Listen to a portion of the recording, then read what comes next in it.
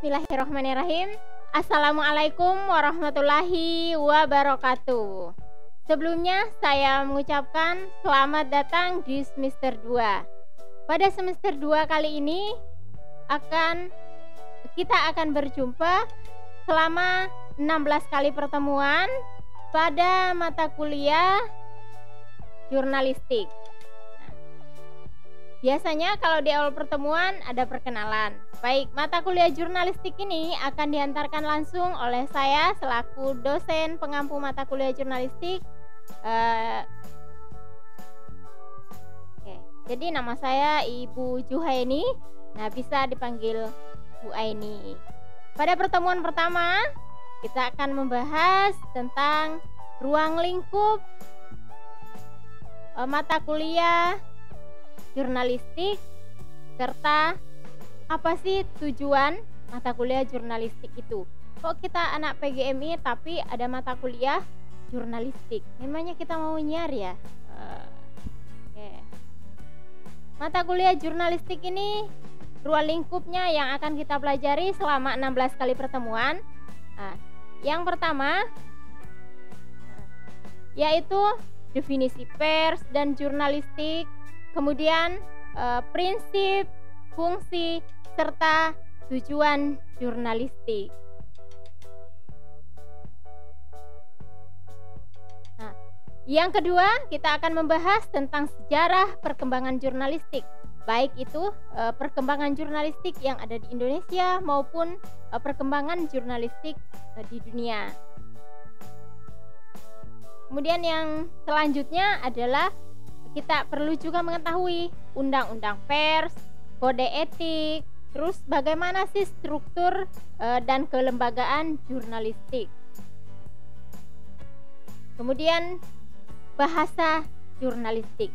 Apa sih bedanya bahasa jurnalistik? Misalnya kita melihat artikel yang diterbitkan di koran atau artikel yang diterbitkan secara online, terus artikel yang diterbitkan pada jurnal-jurnal ilmiah.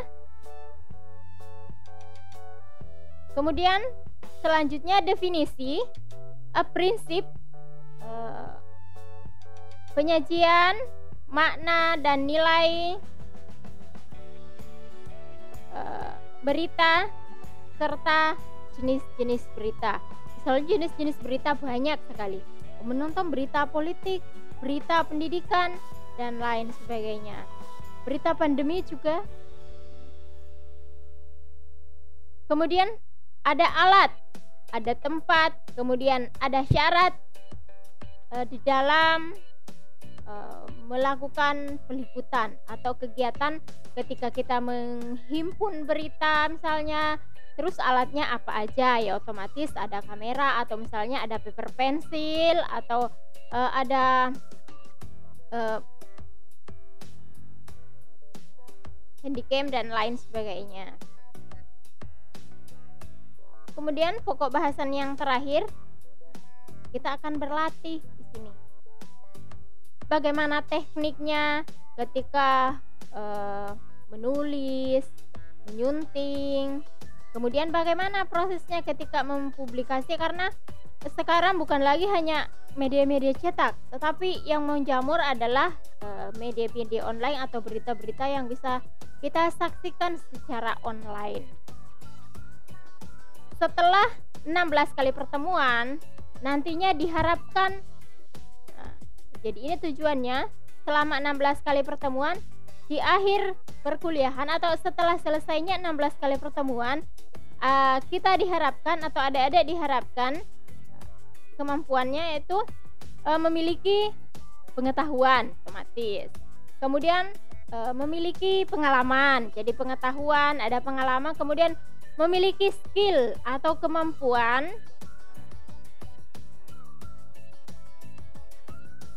yang memadai, jadi memiliki pengetahuan, pengalaman serta skill yang memadai dalam bidang jurnalistik yang meliputi bagaimana mencari informasi, bagaimana menulisnya atau menarasikannya, kemudian bagaimana menyebarkan informasi tersebut yang tentunya dibingkai dengan kode etik jurnalistik. Jadi tidak sembarangan langsung publish, hoax langsung share. Nah, itu membutuhkan analisis terlebih dahulu sebelum mempublish sebuah informasi. Oke. Selanjutnya kita akan membahas tugas. Tugas pada mata kuliah jurnalistik terbagi dua. Yang pertama, tugas yang diberikan dan dikerjakan secara berkelompok. Bentuknya seperti apa untuk tugas kelompok? Nah, makalah. Setelah jadi makalahnya, saat mau dipresentasikan, maka dibutuhkan ada proses pembuatan. Bagaimana, apakah makalah tersebut untuk dipresentasikan dituangkan ke PowerPoint, boleh, mau pakai articulate boleh, mau pakai Prezi silahkan, mau pakai Sparkle silahkan, dan lain sebagainya sesuai keahlian masing-masing. Jadi medianya nanti untuk menyampaikan makalahnya itu diserahkan ke kelompok masing-masing. Kemudian setelah selesai makalah, selesai PPT dan lain sebagainya, saatnya presentasi. Presentasi ini juga secara berkelompok. Presentasi pada saat proses perkuliahan nantinya itu dilaksanakan secara online melalui Zoom atau Google Meet. Ada catatan penting. Untuk pembagian tugas kelompok nanti bisa dilihat formatnya pada Google Classroom. Begitupun dengan kriteria tugas makalah. Ini ada kriterianya tersendiri, apalagi sudah semester 2. Kriteria misal berapa standar plagiasi, bagaimana format penulisan makalah untuk mata kuliah jurnalistik, bisa dilihat nantinya pada subtopik kontrak kuliah dan subtopik pembagian kelompok pada Google Classroom masing-masing. Selanjutnya, tugas yang diberikan yang dikerjakan secara individu. Yang pertama, menulis esai. Ini dikerjakan secara individu. Kemudian yang kedua, menulis berita dan publikasi.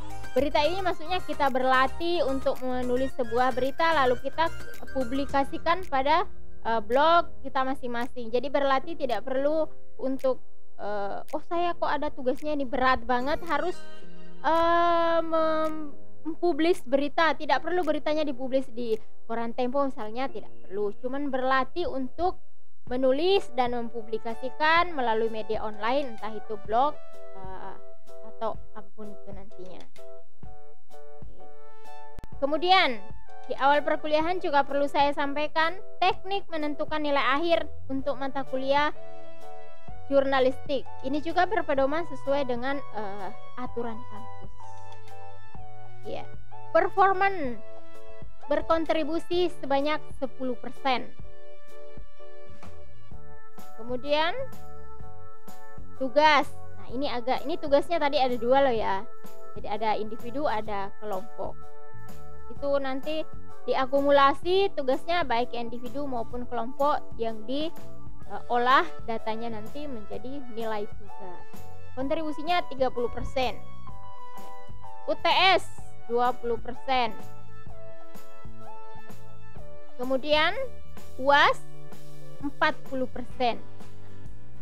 Tetapi keempat poin ada sesuatu yang wajib, tidak boleh terlewatkan, dan ini fatal akibatnya jika syarat wajib tidak terpenuhi.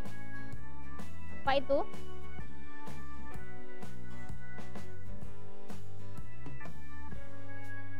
Nah, syarat wajibnya kehadiran 75%.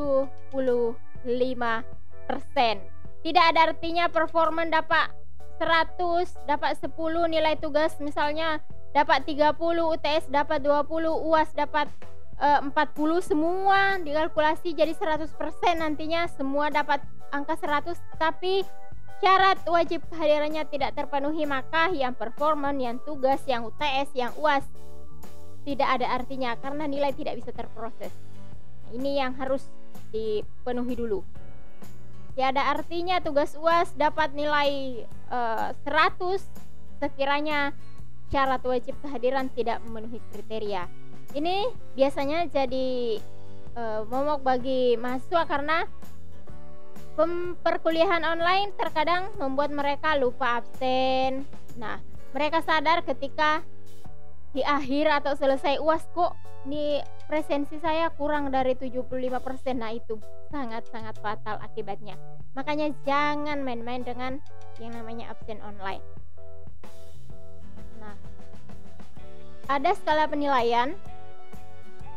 Mau mendapatkan nilai A+ berapa angkanya, kemudian misalnya 91 sampai 100 berarti A+. Ini juga sudah pedoman dari kampus. Jadi ini tidak perlu kita bahas. Saya cukup memperlihatkan bahwa teknik penentuan nilai akhirnya itu diambil dari sekian persen performan, tugas, UTS, dan UAS. Oke. Kemudian tata tertib perkuliahan. Ini juga penting. Laksanakan ini. Mengisi absen sesuai jadwal perkuliahan jurnalistik ya, maksudnya jangan mata kuliah yang lain.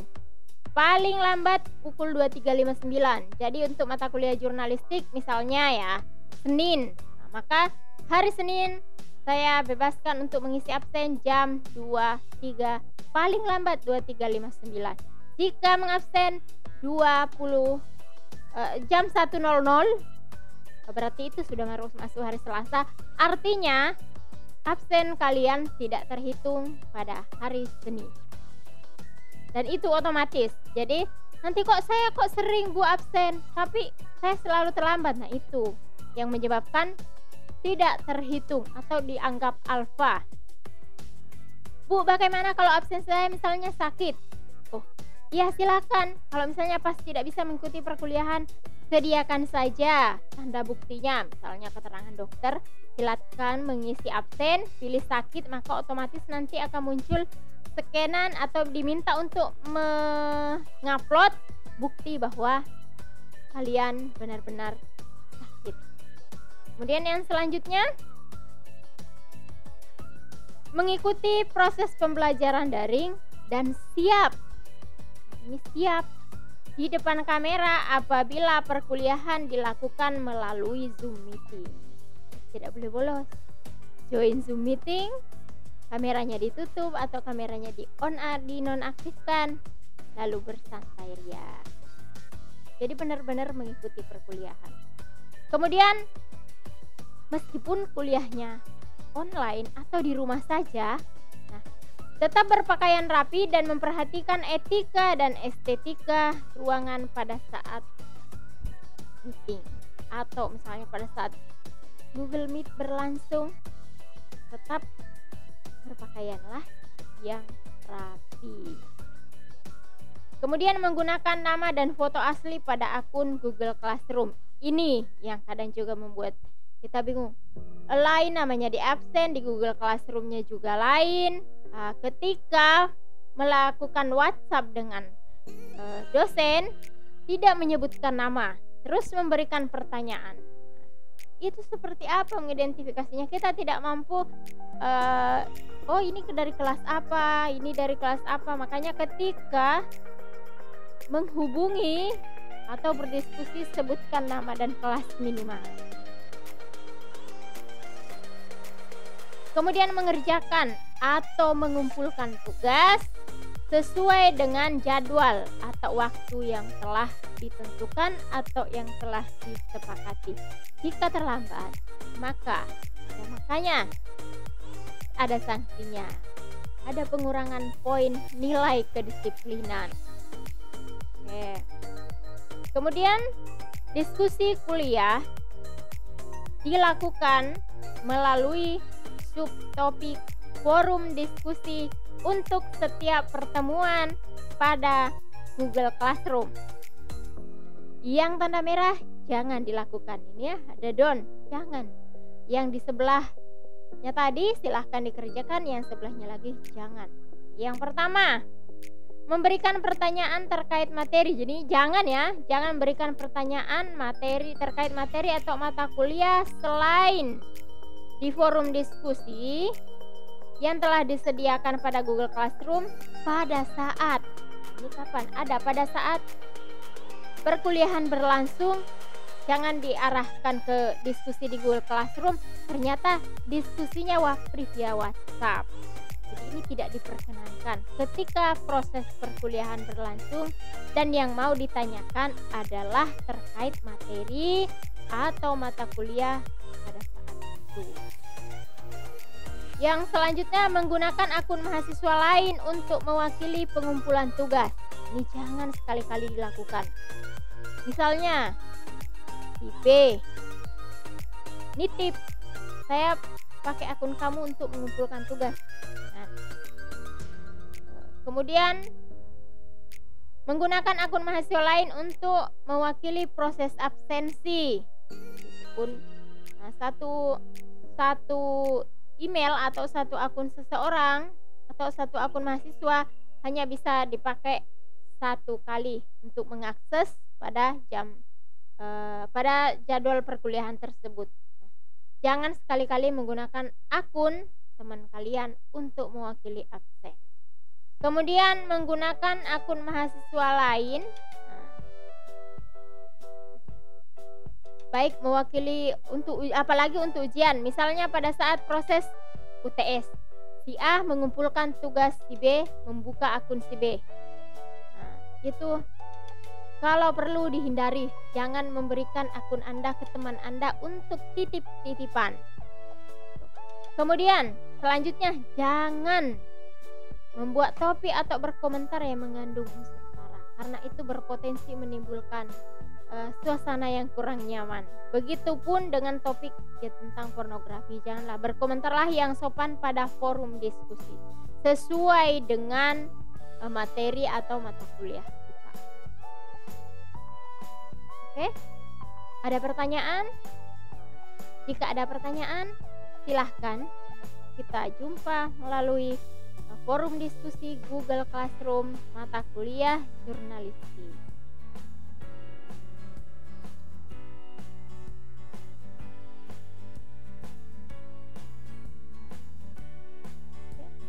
Demikian untuk pertemuan pertama kita hari ini. Sampai jumpa minggu depan. Wassalamualaikum warahmatullahi wabarakatuh.